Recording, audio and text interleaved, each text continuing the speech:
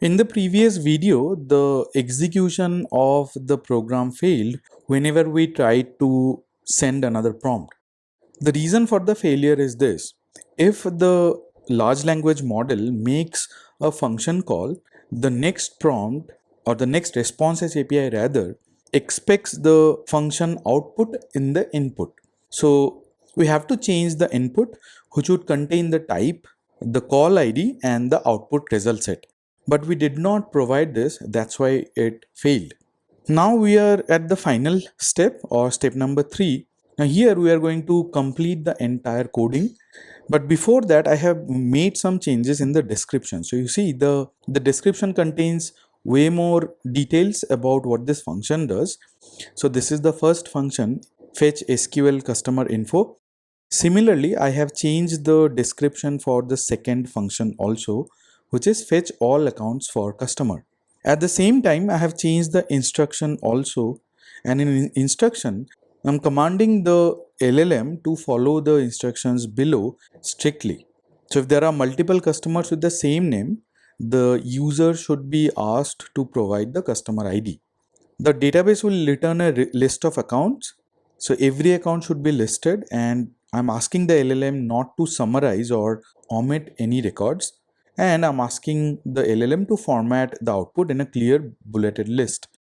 Now these are the instructions or the system messages that I'm passing to the LLM so that the output is pretty much clear and crisp. Also, I have added two more functions.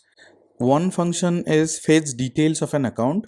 It will take account ID as the input as an argument and return the account ID, the customer details and the account balance. There's one more function that I have defined, which is fetch transaction data of an account or transaction data for an account, which will take account ID as the argument and it will return the transaction details. These are the functions which you have to use in your exercise. The reason I'm talking about these functions because I have not defined these two functions in the tools parameter. In the tools variable, which is a list, there are only two elements. This is the first element which contains the details about the function fetch SQL customer info, and the second element contains the details about the function fetch all accounts for customer. In your exercise, you'll have to add the function details, or you'll have to add two more elements for the additional two functions, which I'll tell you how to do it. So now it comes to step number 3, wherein we'll get prompt from the user, and if the output is a function call, then we will call the function and then we'll call the responses API with the output of the function. If there is no function call, then I'll put a logic so that the LLM provides normal response without any function output. So I'll be creating an infinite loop and I'll define a function named getUserPrompt. And here I'll have to pass multiple parameters. The first one would be the conversation ID. This is needed. The next one would be the tools. And finally, I'll have to pass the instruction also. The reason I'm passing this because we'll have to make responses API call using this function. So when we make the responses API call, the conversion ID, the tools and the instruction should be there. So let us go ahead and define this function, and maybe I'll define it here itself with all the three parameters. This is the prompt that I'll get from the user, and now I'll make a call using the responses API. And in the responses API, I'll have to provide the model. Let's use GPT 5.4 mini. Then I'll have to pass the instructions that I have got as an argument to the function, the tools with the tools variable. The conversation also will have to pass the conversation ID, and finally the input. Now here the input would be the prompt that the user has provided. Now based on the output of the response, I should make a call to individual functions. In our case, I have defined only two functions, so I should make a call to both the functions. But before that, let us test it out.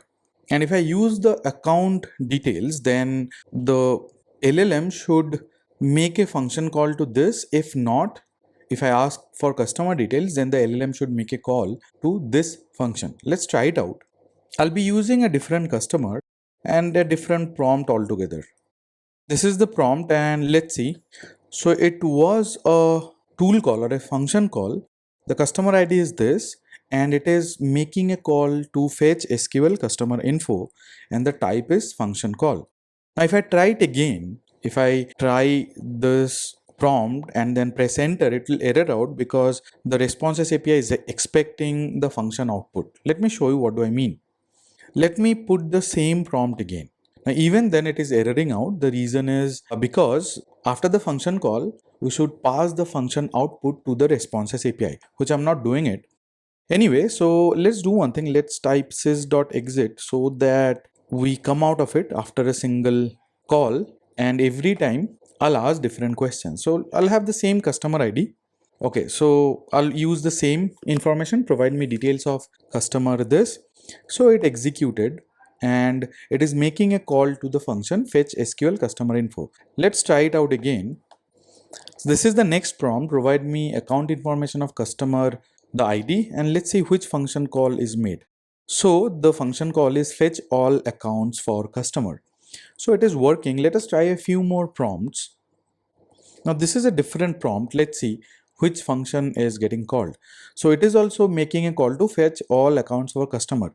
The reason is mainly because of the description, and in the description I have made sure that whenever there is a call about the accounts, then the second function should be called. If question is about customer, then it should make call to the fetch customer details. Let's try a few more. This is a different prompt which at the accounts customer 35651 has. This time also it made a call to the function which is fetch all accounts for customer. Now let's try something else. Who is 35651? Let's see what happens. This is also a function call and it is making a call to fetch SQL customer info. Let's try something. What does have? So let's see what happens. So this is also a function call, but it is using the function fetch SQL customer info. So this prompt mathematically aligns to the function fetch SQL customer info. That's why it is making that call. Let's try it out. What are accounts of 35651? So the customer ID is 35651 and the name of the function is fetch all accounts for customer. So what we have essentially done is that we have converted a human language to make a call to a Python function using the description, instruction, etc. Okay, so this is what I have done. Obviously, this is something which does not complete the program. Now you have seen the output, right? So the response.output contains the argument, it contains the type of the call, it contains the name of the function call also if it is a function call. So now you'll have to make two parts. One is if it is a function call, then you have to call the actual Python functions. If it is not a function call, then the GenAI model should answer just like it is, just like it would do without a function call. So let's try that out.